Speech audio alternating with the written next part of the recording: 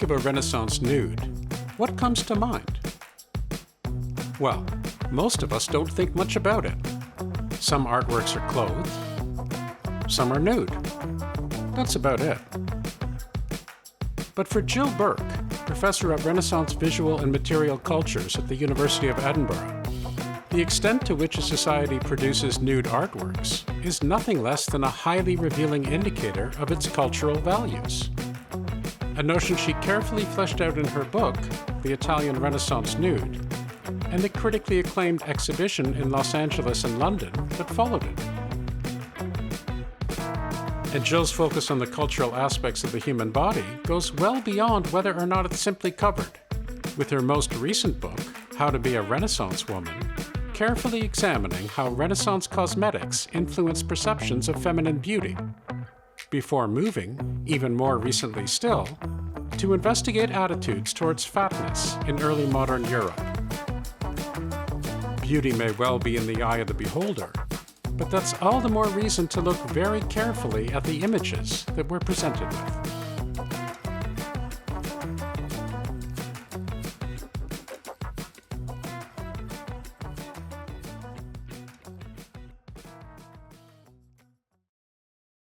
Jill Burke, welcome to Exploring Art History. Thank you very much. I'm delighted to be here and talk to you. Wonderful. I'd like to start off on a personal level, which is a fairly common approach, which is talking about your research, your personal research trajectory. And before we get to the trajectory part, maybe I can try to give a sense of your present research orientation, and then you can tell me if I'm right or wrong, and then we can start talking about the history of that. So my sense is that one way to broadly characterize your research orientation over the past, decade and a half or 2 decades, you tell me, is to say that you're focused on human bodies and how our bodies and the various representations of them and the concomitant values of physical beauty and ugliness or what have you, all aligned together to present us with an opportunity for historical understanding. Is that a fair way to put things, or would you put it differently? No, I think that's certainly the research up till now, and my published research has been, since about, I suppose, 2005 or something, has been really interested in those ideas, the relationship between representations of bodies and actual bodies. I suppose in a particular time period, because I'm very much focused on the 15th and 17th centuries, and particularly in Italy. But yeah, that's a very good summary of my interest, actually. Okay.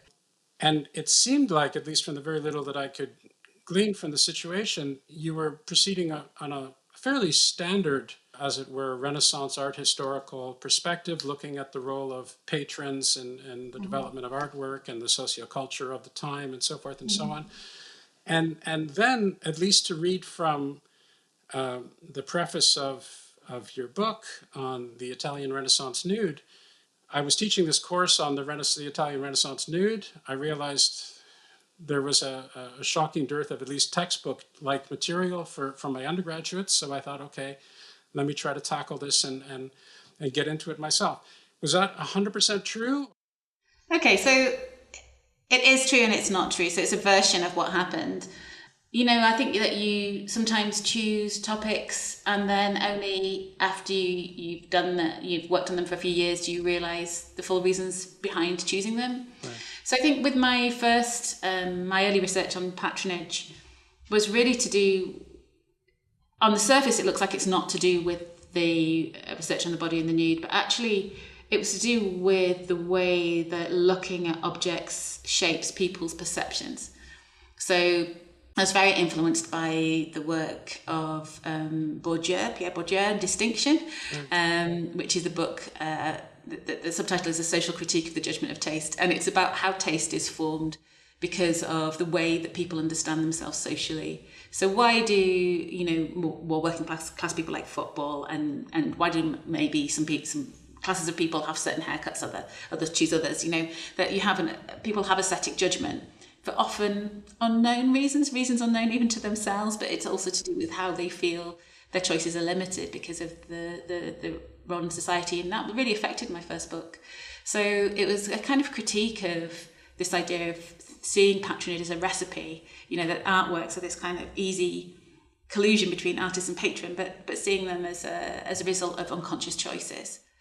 And so when I went on to look at the body, I did a project on Rome, and I started to get interested in a really horrible painting by Sebastiano del Piombo of the Martyrdom of St. Agatha. Oh, yeah. It was done for a Roman cardinal, and it's in the Pitti Palace in Florence. And when people see it, they often wince. It's really quite graphic. It has St. Agatha was a saint who was martyred, and she had her breasts cut off, and it shows the action of this. It's quite a graphic image, and I was interested in the circumstances behind that and how.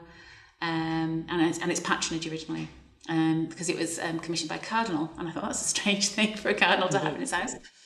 And then I started to get interested in in life modelling, and that's when I started thinking, but do people know about life models? And was this a life model? Is this related to life? And if so, how did the new fashion for classical sculpture affect the way that life models felt they should look, that these women felt they should look, and the way that artists felt they should look?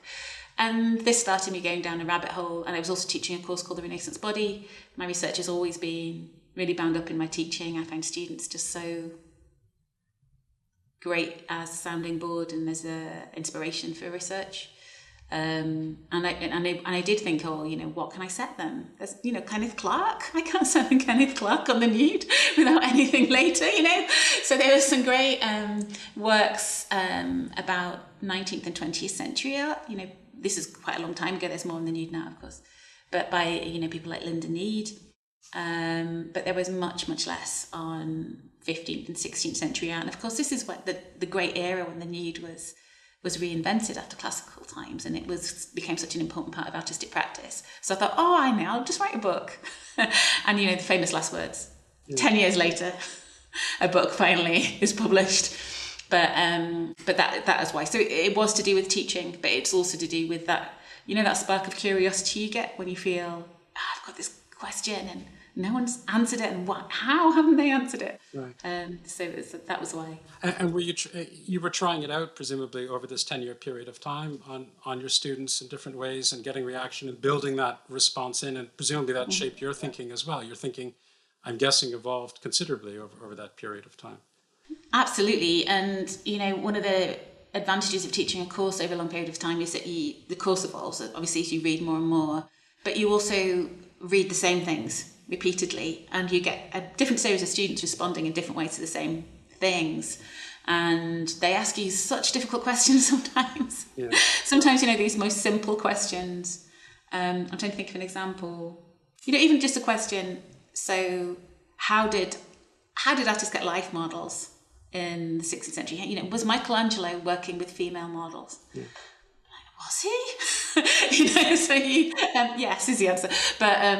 But also male models as a basis for female needs, both. So I was able to find those things out. But it was students who first asked these questions that, it's almost because they don't have the assumption that somewhere in the literature there's an answer. They can ask these questions in a kind of forthright way. And so it was great. And I think you're very lucky as a teacher if you work with objects and images, because they provide a focus that people can talk about without feeling so anxious that they don't know anything. So it's a great way of teaching. I mean, we're talking about the relationship between history and art history. It's a great way of teaching both history and art history, because they can provide this window to see the past as well as kind of being analysed as objects in their own right. Yeah.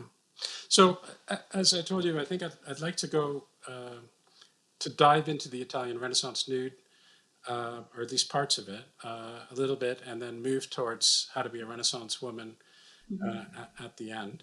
And I thought an image to start with, which is a particularly compelling and revealing image, is one that you chose to start with, not coincidentally. This very famous statue by Michelangelo of Night in the Medici Chapel in San Lorenzo in Florence. One thing that jumped out at me was your discussion about how the responses to this statue were actually quite different during Michelangelo's time as they are today, or at least some of the responses. I mean, there's a tendency for people to be much more critical now and saying, well, this isn't a particularly feminine looking woman. She's a very sort of Michelangelo-like masculinized woman, and she's got sagging breasts and this, that, and the other thing. Whereas at the time, it seemed to have met with more uniformly rapturous enthusiasm, but perhaps that's not the case. Anyway, over to you. Well, I suppose, I mean, okay, so there's a few things. I just want to say, I suppose, first of all, that I absolutely love this sculpture. I think it's absolutely beautiful. And I know that it's contentious, and I think it's one that sometimes people just need to spend some time with and to understand it's a sculpture that really repays contextualization and long thinking in a way that some other objects, you don't need to spend so much time with them. It is interesting to think about the differences in response between contemporaries in the 16th century. People did criticise Michelangelo in the 16th century for making his female figures too masculine, just as we did today, but a lot of other people understood the thinking behind it.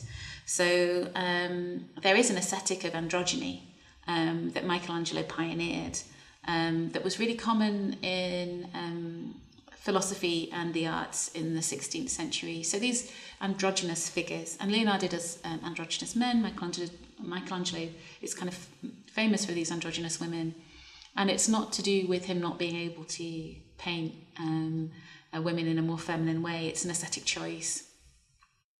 So that's I mean, I look at that elsewhere in the book, and I think that's not contentious amongst art historians to understand Michelangelo's female figures in that way, but it is not very well known beyond art history.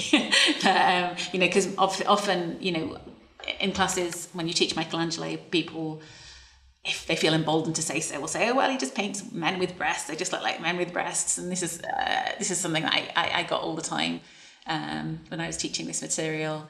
And it's, I don't mind, it's absolutely fine expression, but you need to delve into it a bit more. What is it about? Well, at the time, contemporaries thought these were really great. So what is it that we're missing, that we're not understanding? So there's two things that really stood out for this sculpture for me. Was the response from art historians in the 20th and to some extent 21st century to it, and what it betrayed about their understanding and their judgment of women's bodies. So that was really interesting. And then there was the misunderstanding of what Michelangelo's doing here, because this is, and I think evidently, maybe, get to our historians in a room, they'll probably disagree about Michelangelo, but I think it's evidently about time and dying and the body aging.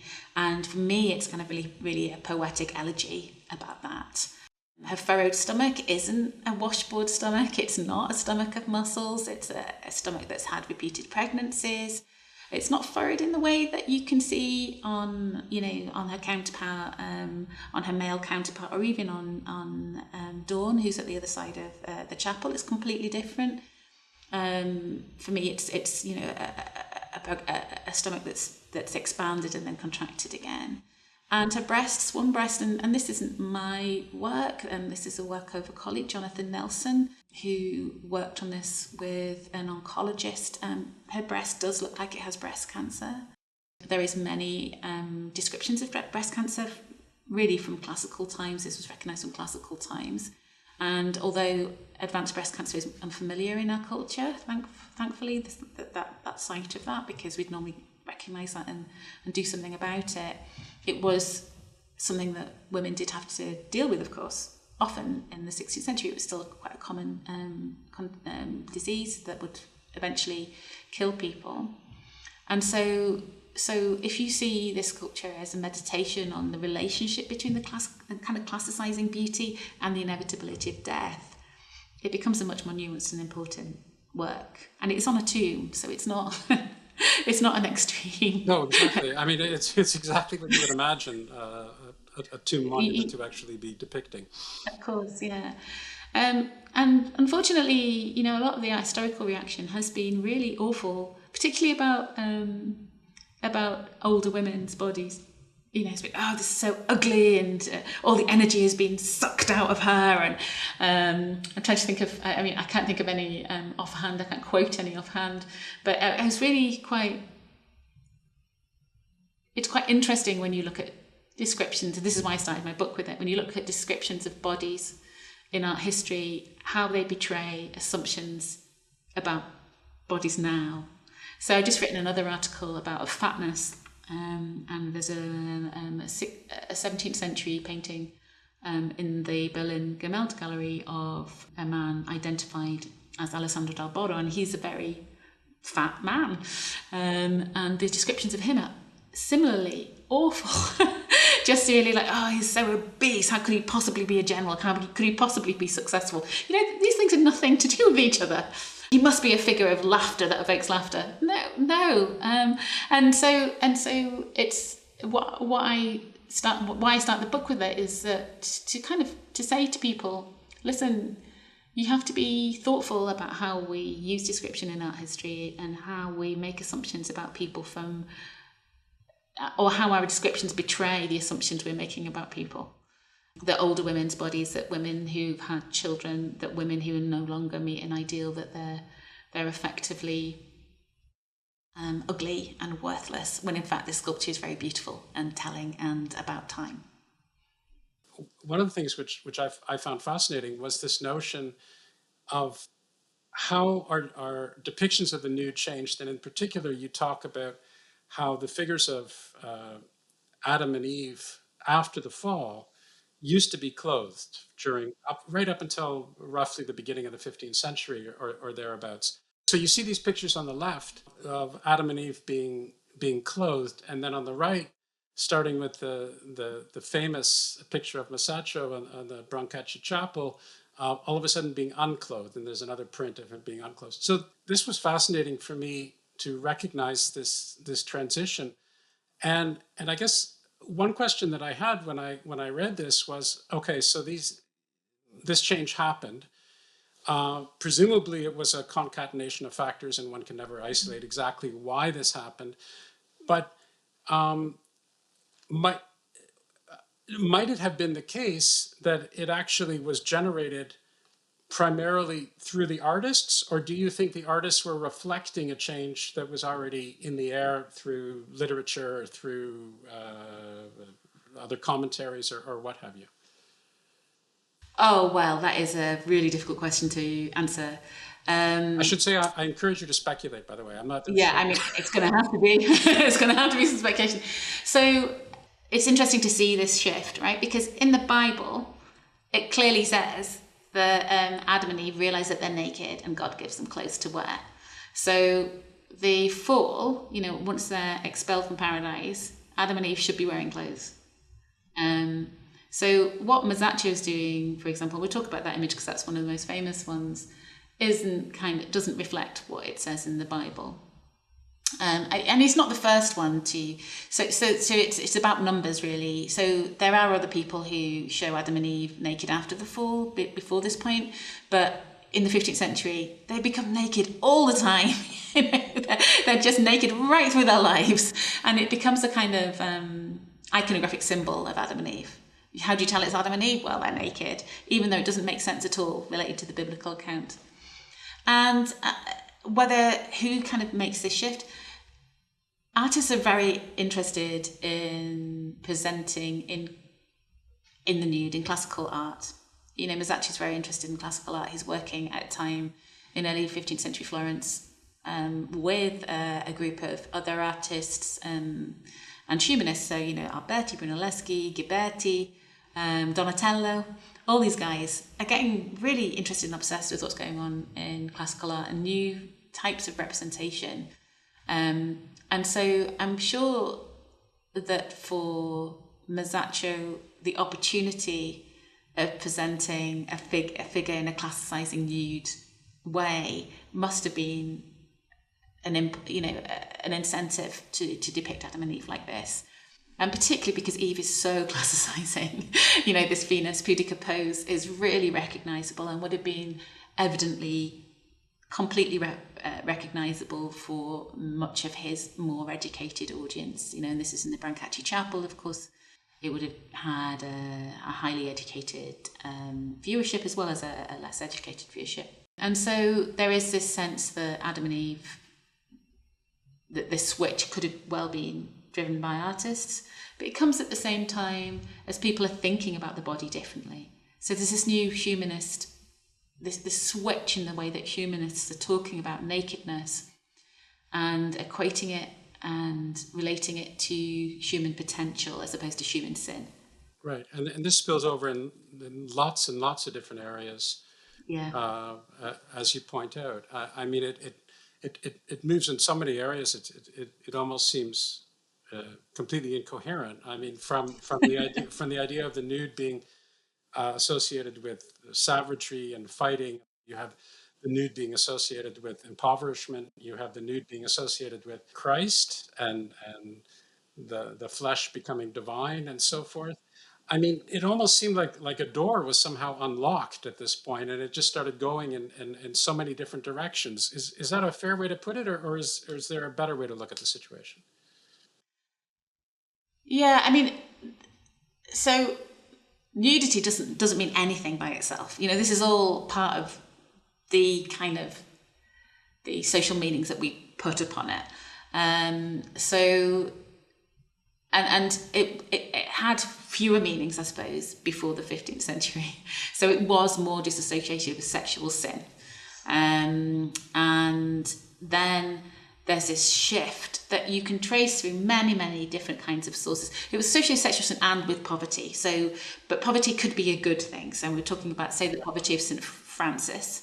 So poverty could be either good, people can't afford clothes, and I think in this period, there was issues with people actually not being able to afford clothes that covered them completely, and then and that obviously has roots that go way before the 15th century. But then the 15th century, these old meanings continue, but it's like the Renaissance itself actually, that you get all this kind of Christian backdrop. Then you get all these new sources, these new classical sources that say, oh, and it could mean this as well, and it could mean this as well. And these things just accrete and accrete and accrete and get more and more. And you see people, some people who talk about nakedness, try and weave their way and make sense of these sources. But a lot of them are contradictory. And that was the interesting thing, certainly about the beginning and the first couple of chapters of my book, trying to weave my way through these meanings that were often conflicting. Because it used to be that people said, oh, the nude in the Renaissance is just about the rebirth of classicism. And it's the rebirth of classical culture. And it is, right? That is true. But that's one aspect. But it's just one aspect of many, many different things. And that also diminishes the fact that a lot of people had a lot of problems. You get people really, really having a lot of problems with having nude suddenly appear everywhere. It's not that this was an uncontested sign at all, because nakedness was still understood as sinful. Yeah. Particularly, naked women, particularly, nakedness that shows the whole body, including the genitalia. One thing that really took me aback, I mean, there were several things. As I say, one of the great advantages of this is that one learns a lot and is exposed to a lot of ideas that one hadn't, not only didn't know, but hadn't even contemplated. But one thing that I did think I knew something about, but was taken quite aback, was the statue of Donatello. So whenever I had read about Donatello's David, and maybe I'm just reading the wrong things, that No, I'm sure you're not. Be the case, but there was this surfeit of talk about homoeroticism. I mean, that was basically all that I heard about. So yes, he's slender, lithe, androgynous figure, homoerotic. There was all the business of Goliath's eagle feather brushing up against his leg. There was a tremendous amount of talk of that. And I was quite taken aback by your comment when you said nakedness in people who were prepubescent was not associated with sexuality. And in fact, the real kicker that you threw out was during the Savonarola regime, this statue was actually moved to the Piazza della Signoria, basically the seat of government, of public office during this regime that was led by a particularly fiery, that let's just say ultra conservative by today's standards, I think that's fair to leader. say, yeah. And so that, as you pointed out, is a very strong sign that this was not considered obscene, was not considered overwhelmingly laced with homoeroticism as we look at it today. And I thought that was particularly stimulating and enlightening. So eventually I'm going to come to a question. I have a tendency to not do this very much. But so my question is, first of all, if all that's true, why is it that I had to wait until I read your book before this was pointed out to me? This is one of these, it seems like it's, maybe I'm just reading the wrong things, but it seems like it's almost a dirty little secret that people aren't talking about. And isn't that interesting? And perhaps it applies to other things as well in terms of our better appreciation of the contemporary values of the time. Well, I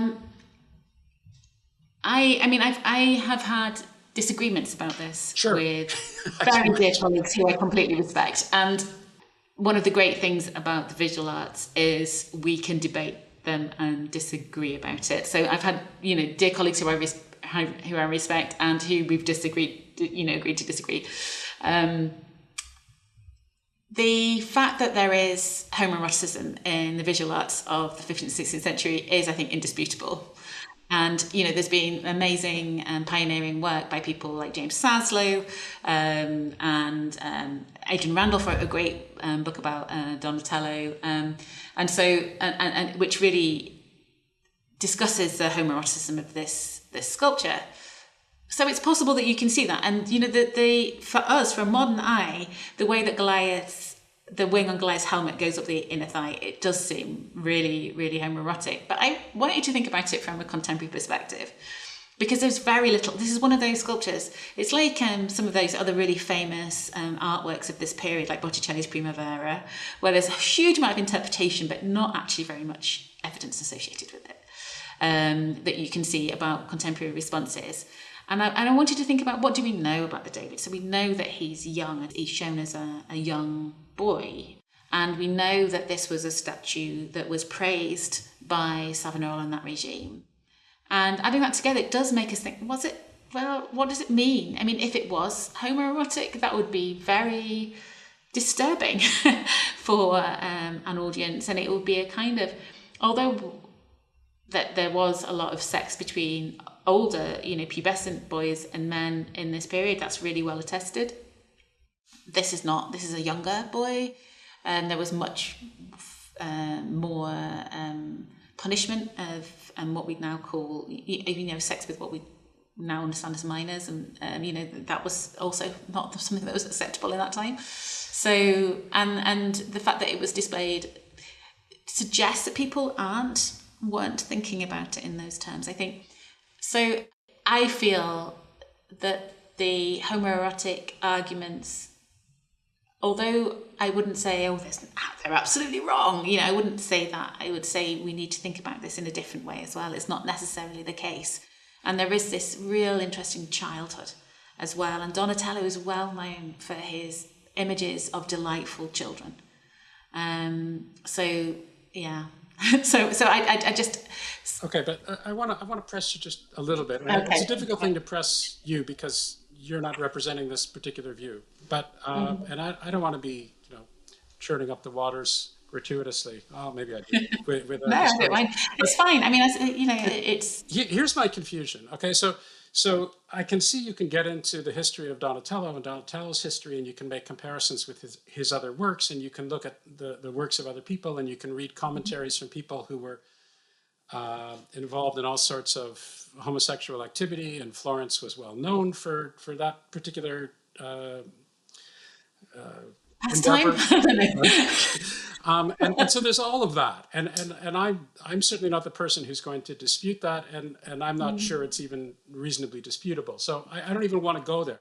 What I'm saying is quite different. What really illuminated me when I read what you said was that whatever we may think today, and whatever evidence we may be able to compile based upon all of these other things and comparisons and so forth, it seems pretty indisputable that someone like Savonarola, who clearly condemned this activity, was not a supporter of this activity, was quite the contrary, was very vociferous. He was vociferous in all sorts of ways, in all sorts of activities, but certainly including this one.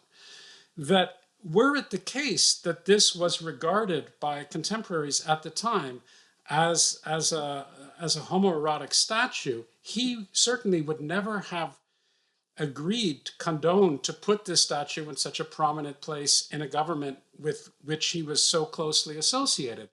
That seems indisputable to me. So if you were to confront, I like the way you're using my argument. well, no, so I may be missing something. You know, I often miss things. But if you put those facts and those alone to your colleagues who say, no, this was not only do we interpret this from a 21st century perspective as a pain to homoeroticism, but it was meant to be that way for contemporaries. This seems a very, very strong point against that particular view. How would they respond to that, you think? I mean, part of me feels, the reason why I'm pausing slightly is because Donatello's David has been such an important kind of way of showing the importance of understanding sexuality in interpreting objects. And I do think that's an important way of interpreting some objects. I just don't think it applies to this one. Sure. That's the reason why I'm pausing. I mean, I did have this conversation with a colleague. I mean, it was with Tom Crenn, actually, who I edited, who I worked on an exhibition called The Renaissance Nude with, and Tom felt my interpretation, he just felt that the interpretation that this was erotic was too persuasive, and we didn't fall out about it. We just agreed to disagree. So yeah, I mean, I think that the importance of asserting that sexuality is important became more important than having a look at the primary source material, I think. Because I think when you look at the primary source material, and I do always, I think having a training as a historian initially, which many art historians do, some don't, and there's great art historians who don't, but I think it does make you look at the history in a certain kind of way, and it makes you feel, well, I need to find some sources to back up any interpretation. I've got some primary sources. I can't just do it through my own interpretation. And I'm very interested, not in what we think of things now, but in what people thought of them at the time. Exactly. And so this seems to me to bring up, and maybe I'm wrong, but it seems to me to bring up a potential, schism is too strong a word, but a potential difference in views and mentality, as you were alluding to, between people who are more on the let's say the history side of art history and people who are more on the art side of art history. That's maybe a simplistic way of putting it. But and of course, I don't mean to be implying that these are mutually exclusive categories or anything like that. But if your view is to be of a more historical persuasion, it seems to me, you're thinking first and foremost, not only about documentation, not only about some form of objective corroboration of what was actually happening, but also the particular orientation and reception of the people who were there at that place and time, rather than looking at it from our perspective 500 years later, or trying to imagine what was really going on in the mind of Donatello based upon his other work and all the rest of that, because you don't, when you're actually living there and you're walking by the Piazza della Signoria and so forth, you don't have this information accessible to you. You're not thinking that way. You're just thinking there's a statue. Well, I mean, I think it's a really interesting question, because my interest in that, I mean, that's why I have a problem with artists. I mean, artists are interesting, but I don't actually really work on artists. I work on how we can reasonably understand people understood the art. Because we can't recover unrecoverable things. So we can never know exactly what people are thinking when they look at the art. But what we can do is build up a picture that says, what are people likely, what's this art, what kind of ideas are these artworks likely to evoke? What kind of associations do they have? What kind of cultural setting and cultural understandings will people bring to them?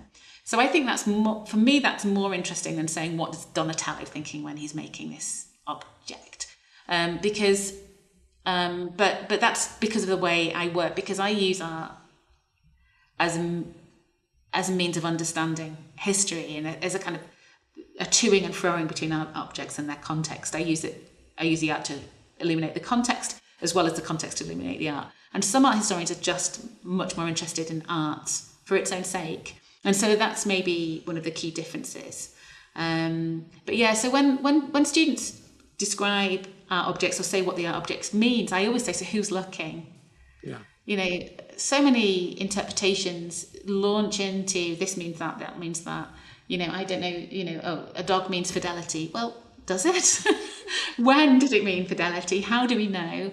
You know, who's saying this? And are the people who looked at it, most of the people who looked at it most of contemporaries who looked at it, would they have known that a dog meant fidelity? Yeah. Or would they have just thought it was a dog? Yeah. So I think I think that's how that wasn't even a conscious choice for me as an art historian. That's just the way what I'm interested in. That's just the questions that come to my mind. So then we have a sense. I mean, again, I don't want to make this too pat, but as we're evolving over time, something interesting starts to happen where it becomes a mandatory part of the drawing culture and the disegno culture, certainly in, I guess, places in the Tuscan world at least, where you should be drawing your figures naked, even the figures that are meant to be clothed in paintings, they're drawn naked, and then they're clothed. How did that come about, and in your view, and what was the point of that? I mean, why did people even bother doing that? So there's several reasons. I mean, so you start to get this, even Alberti talks about depicting, and so this is the 1420s, you know, talks about depicting figures under the clothes, you know, understanding the body under the clothes, and actually the skeleton under the skin as well. Drawings don't start to survive in large numbers until later in the 15th century. And that's partly to do with workshop practice and partly to do with how expensive paper was in the 14th century. It gets much cheaper. And so as soon as paper gets cheaper, people can start doing more and more studies. And in Florentine workshops, so we're thinking perhaps Verrocchio's workshop, so workshop where Leonardo da Vinci trained, Ghirlandaio's workshop where Michelangelo trained, Botticelli's workshop, Filippino Lippi, and Filippino trained with Botticelli, trained with Filippo Lippi. And so you start to get this tradition in Florence of drawing after the nude, drawing after the naked body that starts in the mid-15th century. And by the 16th century, it's completely the norm, particularly in central Italy, to have to draw after the male nude. To the extent that Leonardo talks about this practice quite a lot. He says, you know, you should get a young man who's and get him to take up poses. You should draw after him in the summer, and then in the winter you should have a look at your figures, and then you should kind of amalgamate them to create a perfect nude. And eventually you should do so much drawing after the nude that you no longer need a figure to draw after. And so the reason why the nude became so important is partly because the nude male body is thought to be that kind of most perfect act of creation. So God created Adam, and that was the pinnacle of his creation. He created Adam in his own image. And so by replicating that, artists were getting nearer to that kind of divine creativity. So there's that thought behind it. Also, there's this idea that if you draw people clothed, you are drawing them in the fashions of the day, and that they understood that historically people were wearing different clothes, and this could date your drawing. And I think simply as well, from a practical reason, that the amount of training that these artists went through compared to what happens today, you know, they went through years of training from being, you know, very relatively young. And it was to do with just training your eye and training your hand. So this figure drawing became automatic. And his artists have to draw stories, have to tell stories through bodies a lot of the time. Mm. So when they're telling these biblical stories, they have to think about how these bodies interact in order to convey a narrative. And having the mastery of a body is really, really important. So the nude started to form the basis of all artistic training in central Italy in the later 15th century for these kind of collection of reasons, I think. Yeah, it's a fascinating idea for me, this notion of, as you said, this notion of timelessness, because you have a nude and this person is not adhering to any particular fashion because they're presented in the same way now as they would have been 500 years ago or 500 years in the future, presumably. And there's also, as you also said, this notion of divine creativity. I mean, so you have the famous scene of God creating Adam in the Sistine Chapel and so forth. But that's almost a metaphor for this whole idea of creating something perfect, divine, and then by implication, if not explicitly noted, male, right? So there is this masculine, male nudity associated. It's not just being nude, it's being a male nude, presumably. Yes, I mean, and this is really important to Central Italian art in the 15th and 16th centuries, this idea of the perfection of the male nude. So Cennino Cennini, he was writing around 1400, says, here are the rules. Here's the proper proportions for a male nude. Female women don't have perfect proportions, so don't worry about the proportions of women. Just draw them. Women and animals don't have perfect proportions, so don't worry about them, he says. So there's this idea that when you see things like the Vitruvian Man by Leonardo da Vinci, he's trying to find out what these perfect proportions are. It's not just an exercise in geometry, it's an exercise in thinking about divinity and thinking about the kind of original perfect humanity, pre-lapsarian humanity. And this was, a serious kind of investigation at the time. Until you get into the 16th century where things start to shift a bit, the focus is largely on male bodies. And even that's one of the reasons why female bodies are androgynous as well. But when you do turn to female bodies, it's perhaps not coincidental, given what was said previously about this act of divine creation, that it's actually the males who are defining the idea of perfect beauty in the women. So you have these, as you say, I mean, you went from Cennini saying, I don't know,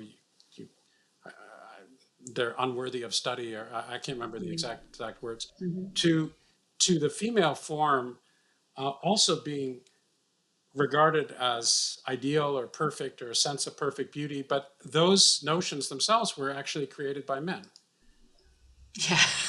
I mean, this is very much the story in the history of depictions of women in both art and literature until very recently. So a lot of these images of women, and these are really fascinating. I'm just so interested in these questions that are difficult to answer, like the relationship between representations of women and women's reality, and how art mediates those questions. So one of the things that I was interested in my book is how these ideals of women's bodies related to the way that women understood their own bodies.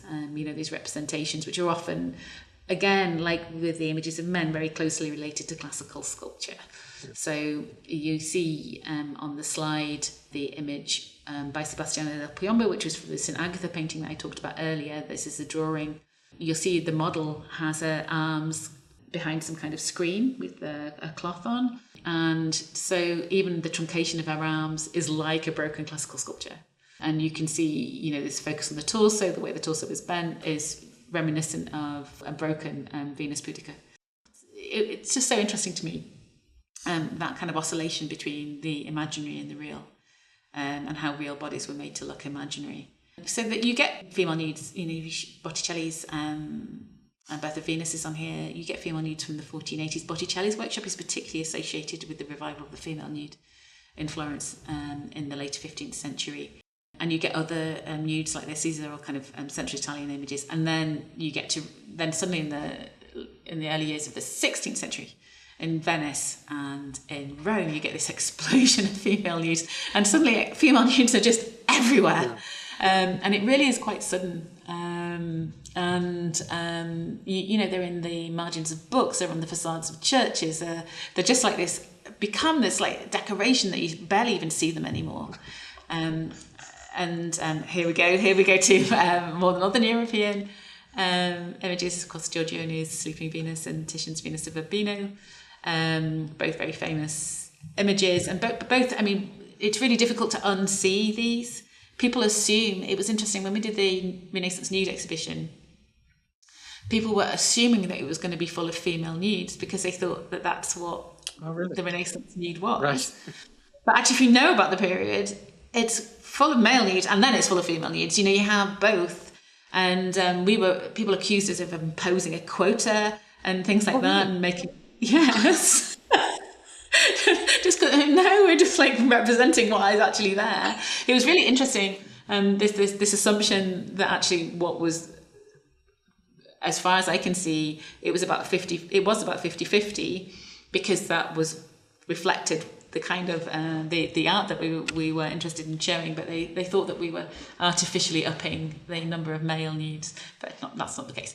But yeah, so female nudes became very important in the 16th century partly because women are associated so much with beauty more in the 16th century. You get a much more, men are deemed very beautiful, as Tim McCall, who's a wonderful art historian, has written, in the 15th century, male beauty was really important, really celebrated in the northern Italian courts. In the 16th century, there's a shift and beauty becomes associated with women and much more, and people get very interested in the representation of female nudes in certain spaces. I want to talk a little bit about the Venus Rubino. Another tough image. There are a bunch of reasons why I'd like to talk about it. I mean, one is it's an image which has been analyzed and overanalyzed, and it's one which is laden with a tremendous number of interpretations, which I think makes it very interesting, and I'm certainly not frowning on that. So one thing is I'd like to know your particular view of it. But before I get there, one of the things which you wrote in your book, which leapt out to me, was something that you referenced earlier in the conversation, which is the idea of actual live female models that were used in these cases. And I don't remember your exact words, but it was something to the effect of you weren't really thinking that way, that so much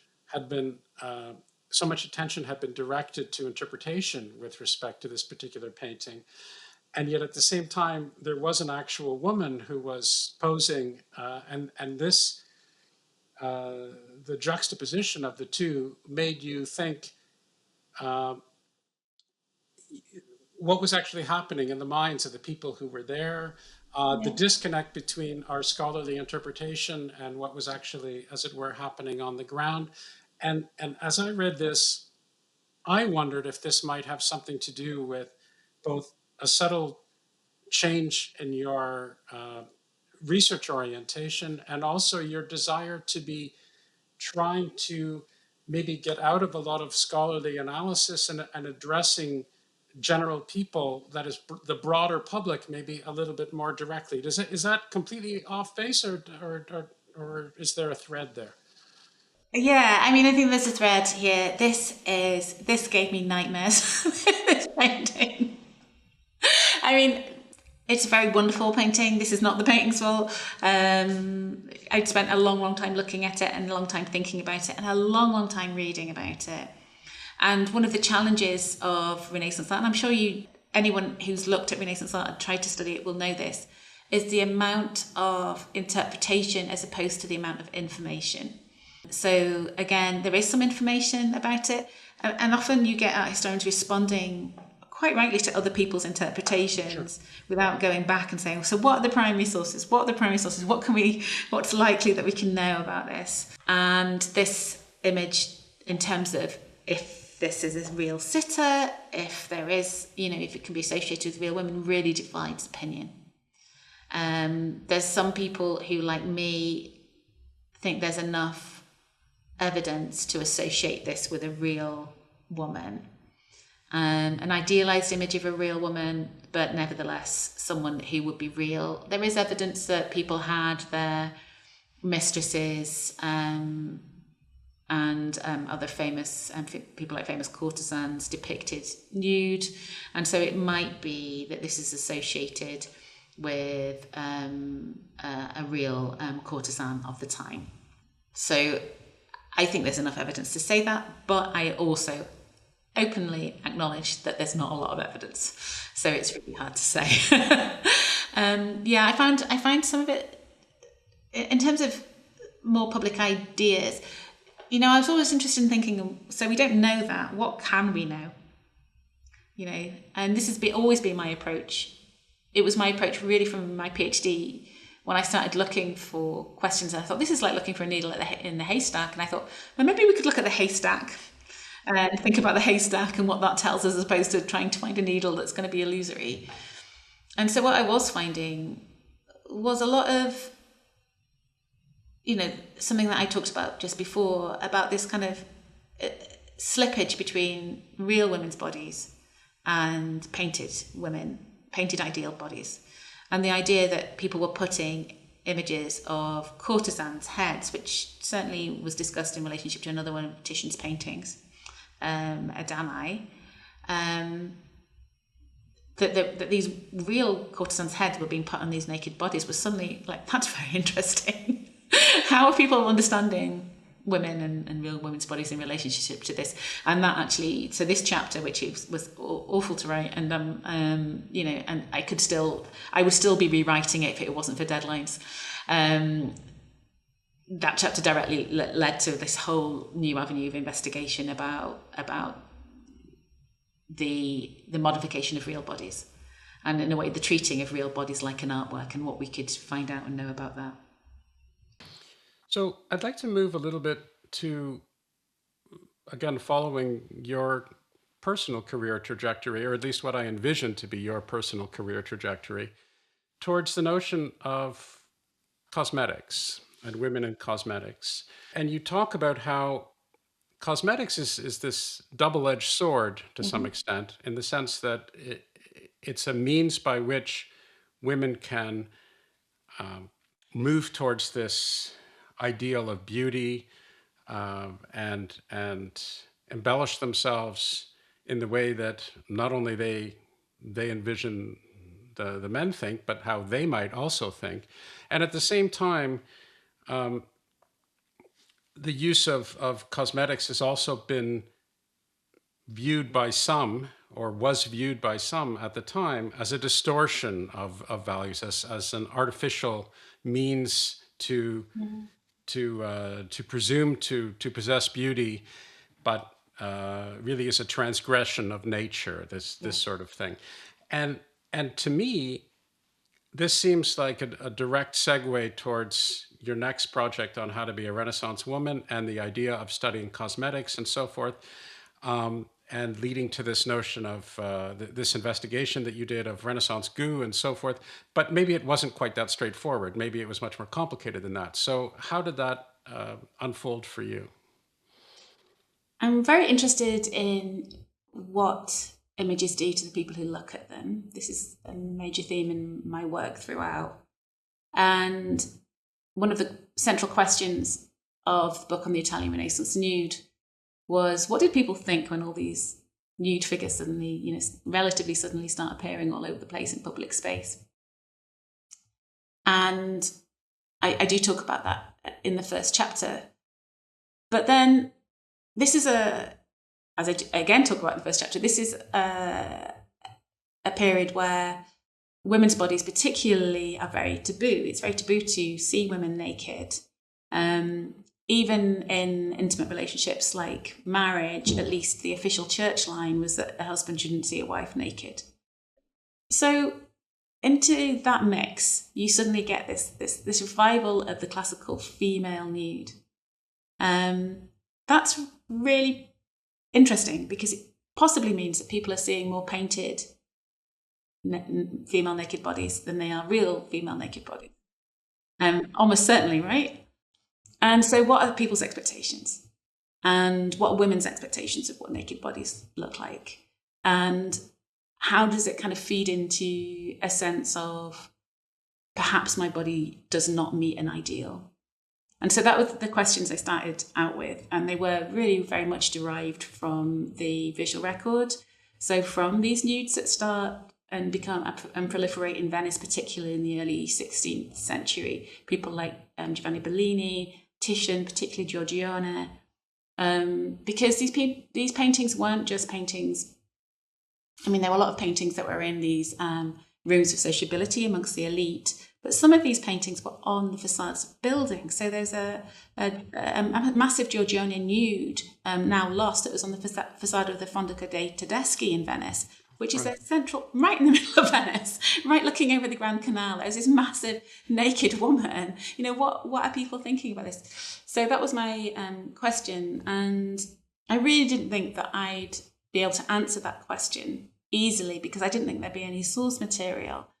And then I started to hear about, actually because of a student of mine, Jacqueline Spicer, and my dear friend Sarah Cockram talked about A Source by Katerina Sforza, a series of recipes, a book called The Experimenti, where she put recipes, including cosmetic recipes. And I thought, oh, that's interesting. So these recipes do exist. And then I started to look at the recipes, and my word, they exist. There's thousands and thousands of them.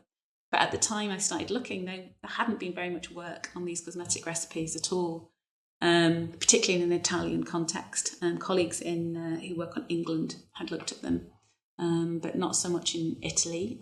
Some articles, but not much. And so I thought this is something that's really promising, and started to think about that relationship between the visual record and how people understand their own bodies, and how men understand women's bodies as well. And so that's where Had to Be Renaissance Woman came out. This idea of maybe the history of certainly self-help literature, but also this sense of women always never having bodies that are quite neat and ideal. Women and men to some extent, but particularly the focus is on women here. Maybe that has a history. Maybe I can trace that history back to the 16th century, and that's my contention. So you combine forces with some soft matter physicists, yes. I understand. So I'd like to get a clearer sense, maybe just to satisfy my own sense of curiosity, which is really the whole point of this podcast, which is how did that start for you, and how was it? Were there any difficulties in combining forces with a group of physicists who can be, I speak from personal experience, who can be very difficult people to deal with at times, or was it all smooth sailing for you? It was. I mean, I think we both found it. So there was a team in physics, and they were led by a physicist called Wilson Poon, who's a soft matter scientist, and people in his lab. And Wilson was great in that he's like, yeah, let's do this. He's one of these, yeah, let's just do this kind of people, which is really great and really energizing. And of course, I think we drove each other crazy at times because Wilson would assume the things about, I knew I didn't know about soft matter physics. That's quite straightforward. Wilson would assume that he knew more about history than he did at times. And I'd be like, no, you don't know that. And then in the end, we wrote a couple of articles together. And I think that the difficulties that we had in conversing and understanding each other's approaches to disciplines actually kind of converged into something that was very useful, because there's a lot of commonalities between, humanities scholars and scientists, more than people think. And it's really to do with evidence, that we try and make arguments based on evidence. And if different evidence comes along, we change our argument. And that's, that thing. So that's, if you understand that's an important thing to hold on to in this world. And that's more important than the things that might divide us. So Wilson, getting Wilson to understand periodization was more difficult. I didn't even know that was a thing that I'd have to get people to understand. But obviously, because you're a historian, you're steeped. in this world where everyone talks about, periods of time all the time. It made less sense to Wilson. And actually that lack of making sense made us think differently, made me think differently about materials and how we deal with materials in different time periods. And so it was really, really fruitful. But you sometimes can't get to new thinking without friction. And so it was positive. And I think I was lucky in that we both went into this thinking, well, let's see what happens. 2 more questions. Mm-hmm. You mentioned briefly a project that you're working on now. I was wondering if you could give me a sense of what your current projects are. Mm-hmm. I'm looking at the Renaissance as a period that is that is full of materials and things as well as people. So I'm trying to kind of reconceptualize how we understand the Renaissance as this kind of big recipe made up of a lot of different things that each had their own agency. So that sounds very complicated, and it sounds complicated because I haven't really properly thought it out in my head. But I'm looking at, for example, how just even a drawing might involve iron gall ink, which involves wasps, might involve flax, which grows and tends to turn into linen, might involve geese and geese feathers, and all the people who looked after those, picked those things, make those things. So that these, what we think of say, a drawing by Leonardo da Vinci, we think, oh, this is by the genius of Leonardo da Vinci, actually involves this, countless people and objects and things coming together at a certain point in time. So that's what I'm looking at the moment and thinking about how to conceptualize that, to rethink of the period and historical periodization in a different way. You do realize that this increases the likelihood to some extent that you'll have to be collaborating with those dreaded physicists again. I know, and I'm a glutton for punishment. I both people in chemistry, people in physics. I'm actually kind of really, really happy to work with them. Yeah. So I just have one more question, Jill. You've been very generous with your time. Thank you very much. Do you have anything that you'd like to add? Is there something that we've elided or haven't spent enough time on, or are there additional points that you'd like to make before we conclude? No, I think it's been great to be really full. I think we've covered an awful lot, so I'm really happy, yeah. Thanks very much for watching this video podcast. For more engaging art-related content, check out our Exploring Art History Substack, our short films on our Exploring Art History YouTube channel, and Ideas Roadshow's full-length documentaries.